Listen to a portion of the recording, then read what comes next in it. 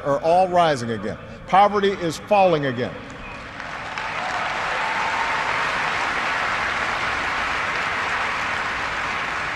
The wealthy are paying a fair share of taxes, even as the stock market shatters records. The unemployment rate is near a 10-year low. The uninsured rate has never, ever been lower.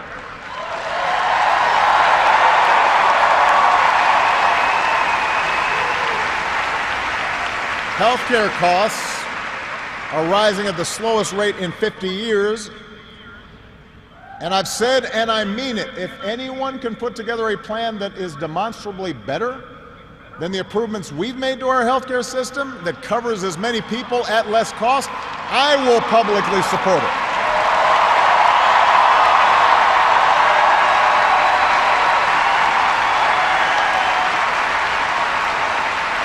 Because that, after all, is why we serve. Not to score points or take credit, but to make people's lives better.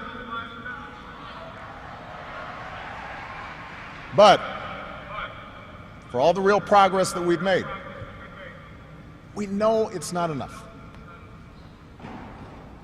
Our economy doesn't work as well or grow as fast when a few prosper at the expense of a growing middle class and ladders for folks who want to get into the middle class. That's the economic argument, but stark inequality is also corrosive to our democratic idea.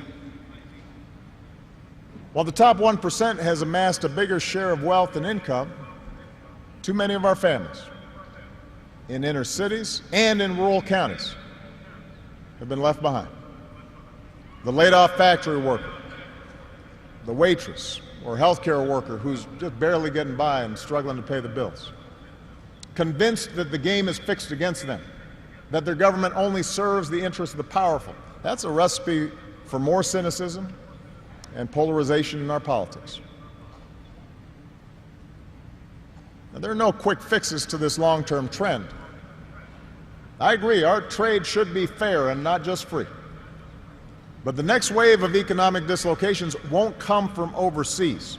It will come from the relentless pace of automation that makes a lot of good middle-class jobs obsolete.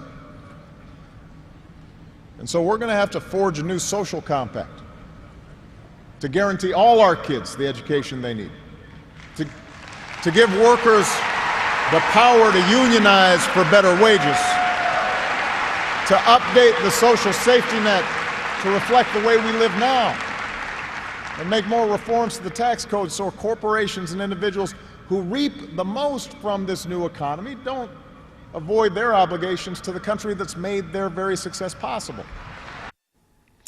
And a president who's sometimes been criticised by members of the black community for not being black enough, but not identifying enough as a member of that community, spoke explicitly about race relations in U.S. society. After my election, there was talk of a post-racial America. And such a vision, however well intended, was never realistic. Race remains a potent and often divisive force in our society. Now, I've lived long enough to know that race relations are better than they were 10 or 20 or 30 years ago, no matter what some folks say. You can see it not just in statistics, you see it in the attitudes of young Americans across the political spectrum. But we're not where we need to be. And all of us have more work to do.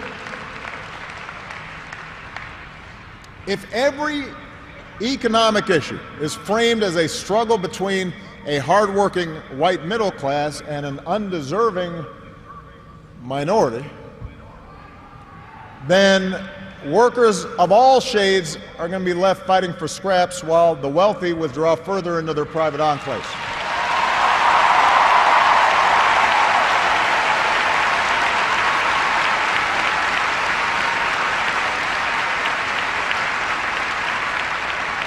If we're unwilling to invest in the children of immigrants just because they don't look like us, we will diminish the prospects of our own children, because those brown kids will represent a larger and larger share of America's workforce.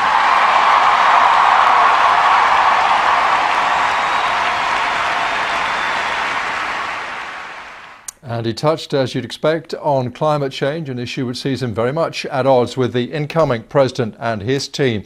That was next on the agenda of the speech. Take the challenge of climate change. In just 8 years, we've halved our dependence on foreign oil. We've doubled our renewable energy. We've led the world to an agreement that has the promise to save this planet.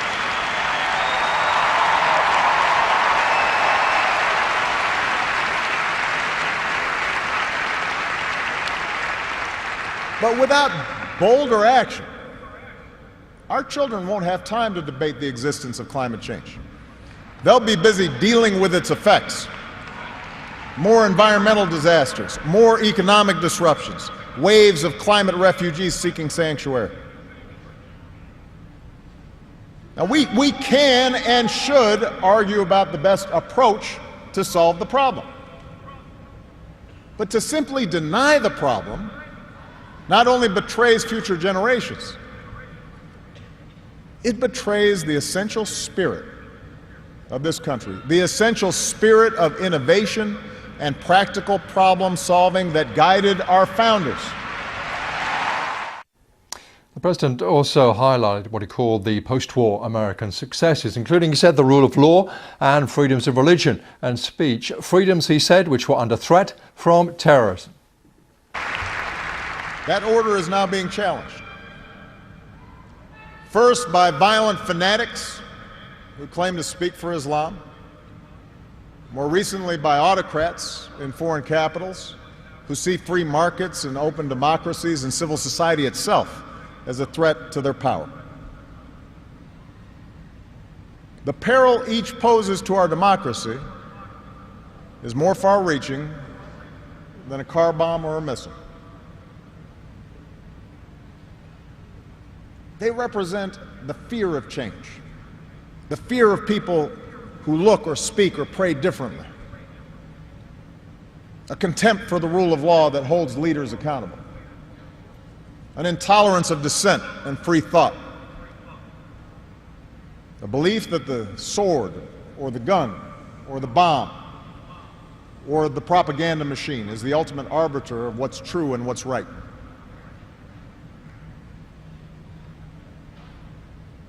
Because of the extraordinary courage of our men and women in uniform, because of our intelligence officers and law enforcement and diplomats who support our troops,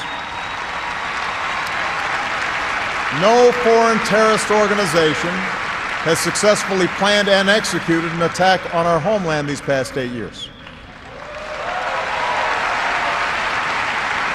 And although Boston and Orlando and San Bernardino and Fort Hood remind us of how dangerous radicalization can be, our law enforcement agencies are more effective and vigilant than ever. We have taken out tens of thousands of terrorists, including bin Laden.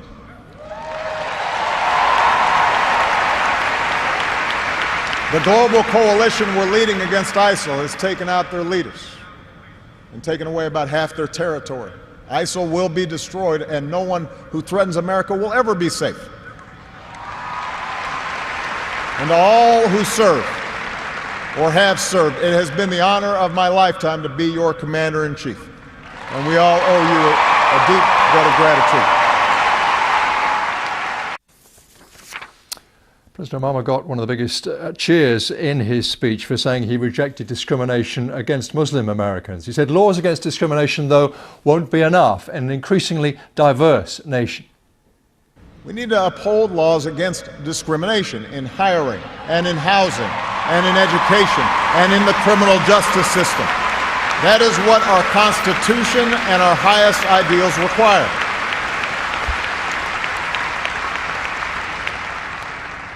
But laws alone won't be enough. Hearts must change. They won't change overnight. Social attitudes oftentimes take generations to change. But if our democracy is to work the way it should in this increasingly diverse nation, then each one of us need to try to heed the advice of a great character in American fiction, Atticus Finch, who said, "You never really understand a person until you consider things from his point of view, until you climb into his skin and walk around in it." Mr. Obama invoked the first American president as he talked of the need for good governance. In his own farewell address, George Washington wrote that self-government is the underpinning of our safety, prosperity, and liberty. But from different causes and from different quarters, much pains will be taken to weaken in your minds the conviction of this truth. And so we have to preserve this truth with jealous anxiety that we should reject the first dawning of every attempt to alienate any portion of our country from the rest, or to enfeeble the sacred ties that make us one.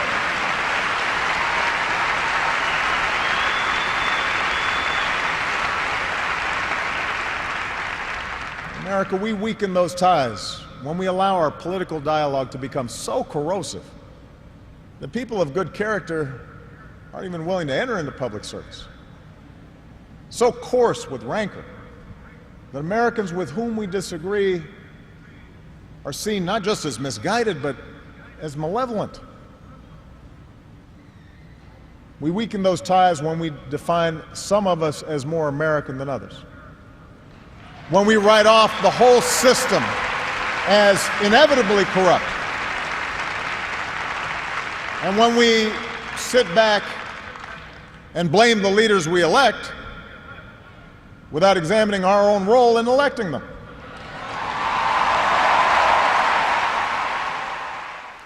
Mr. Obama paid tribute to Vice President Joe Biden and his wife and to his staff. He then teared up when he talked of the support and love he'd received throughout his presidency from his family.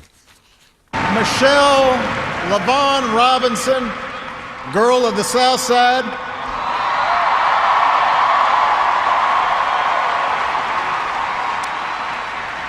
for the past 25 years, you have not only been my wife and mother of my children, you have been my best friend.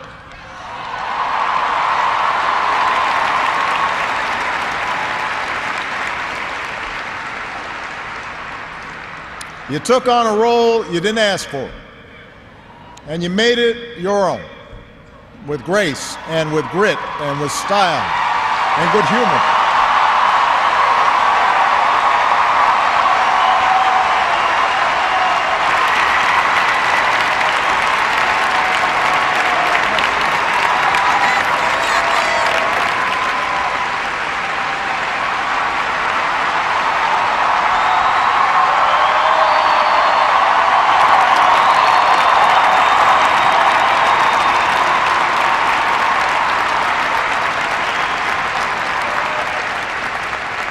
You made the White House a place that belongs to everybody. And a new generation sets its sights higher because it has you as a role model. So you have made me proud, and you have made the country proud. And he ended pretty much where he'd begun, with a call for people to continue to believe in bringing about change and to hold on to the values of the country's founding fathers. My fellow Americans, it has been the honor of my life to serve you. I won't stop. In fact, I will be right there with you as a citizen for all my remaining days. But for now, whether you are young or whether you're young at heart, I do have one final ask of you as your president. The same thing I asked when you took a chance on me 8 years ago. I am asking you to believe, not in my ability to bring about change, but in yours. I am asking you to hold fast to that faith written into our founding documents, that idea whispered by slaves and abolitionists, that spirit sung by immigrants and homesteaders and those who march for justice. That creed, reaffirmed by those who planted flags from foreign battlefields to the surface of the moon. A creed at the core of every American whose story is not yet written. Yes, we can. Yes, we did. Yes, we can. Thank you. God bless you. May God continue to bless the United States of America. Thank you.